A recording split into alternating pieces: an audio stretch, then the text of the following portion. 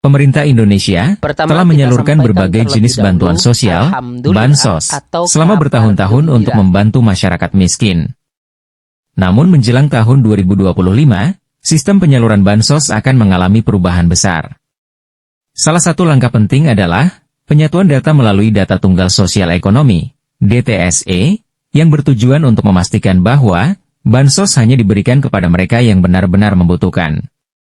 Sayangnya, tidak semua pemilik kartu keluarga, KK, dan kartu tanda penduduk, KTP, yang sebelumnya menerima bansos, akan mendapatkan bantuan serupa di tahun mendatang.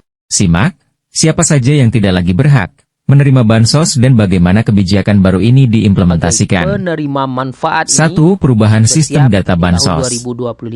Mulai tahun 2025, penerima data bansos akan diambil dari Data Tunggal Sosis Ekonomi, menggantikan Data Terpadu Kesejahteraan Sosial, DTKS. Data Tunggal Sosial Ekonomi ini dirancang untuk memastikan data penerima bantuan lebih valid dan akurat. Menteri Sosial menyatakan bahwa data akan diperbarui secara berkala untuk mengakomodasi dinamika masyarakat, seperti kematian, kelahiran, atau perubahan status ekonomi.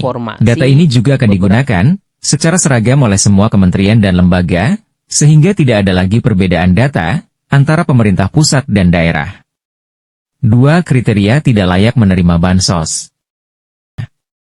Pemerintah telah membuat jadwal tentang penyaluran bantuan sosial tahap I di tahun 2025. Baik bantuan dari Bantuan Pangan Non-Tunai, BPNT, maupun dari Program Keluarga Harapan, PKH. Namun, ada yang harus diketahui masyarakat. Jika pemilik KK dan KTP ini dipastikan tidak akan mendapatkan bansos PKH dan BPNT tahun 2025. Keluarga penerima manfaat, KPM, yang rutin menerima bansos, sekarang ini cukup menggantungkan hidupnya dari bansos. Untuk itu, dalam rangka fokus pada pemberdayaan masyarakat, serta guna mendorong kemandirian ekonomi, pemerintah berencana mengurangi jumlah penerima bansos. Ini sesuai dengan keputusan Menteri Sosial Nomor 73 2024, yang telah menetapkan kriteria bagi warga yang dinyatakan tidak layak menerima bansos. Berikut ini kelompok yang dinilai tidak memenuhi syarat sebagai penerima bansos. 1. Warga dengan penghasilan UMP atau UMK. Tahun 2024 2. Pensiunan ASN, TNI, Polri. 3. Guru bersertifikasi dan tenaga kesehatan.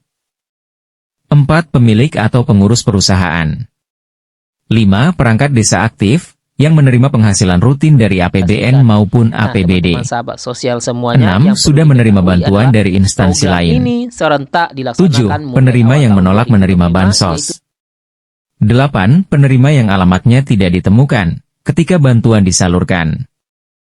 Dengan penerapan kebijakan baru ini, pemerintah berharap bansos dapat lebih efektif dalam membantu mereka yang benar-benar membutuhkan. Masyarakat diimbau untuk proaktif memeriksa data dan melaporkan jika menemukan penerima bantuan yang tidak layak. Tentunya nanti mulai tahun 2025, kedepannya, pemerintah akan mengalihkan fokus dari pemberian bansos reguler ke program pemberdayaan masyarakat. Langkah ini bertujuan untuk menciptakan kemandirian ekonomi dan mengurangi ketergantungan pada bantuan pemerintah. Program ini akan diarahkan pada kelompok masyarakat yang benar-benar membutuhkan, seperti lansia, difabel, dan ODGJ, orang dengan gangguan jiwa. Sementara itu, individu yang dianggap produktif akan didorong untuk berpartisipasi dalam program pemberdayaan ekonomi.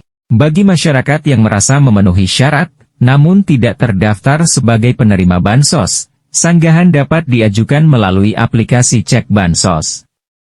Hal ini memungkinkan masyarakat untuk memastikan data mereka tercatat dengan benar dan bantuan dapat tepat sasaran. Langkah ini diharapkan dapat menciptakan sistem yang lebih adil dan transparan untuk mendukung pengentasan kemiskinan di Indonesia. Semoga informasi ini bermanfaat dan memberikan wawasan baru terkait kebijakan bansos di tahun 2025.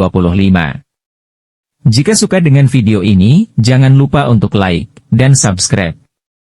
Sekian dan sampai jumpa pada video berikutnya.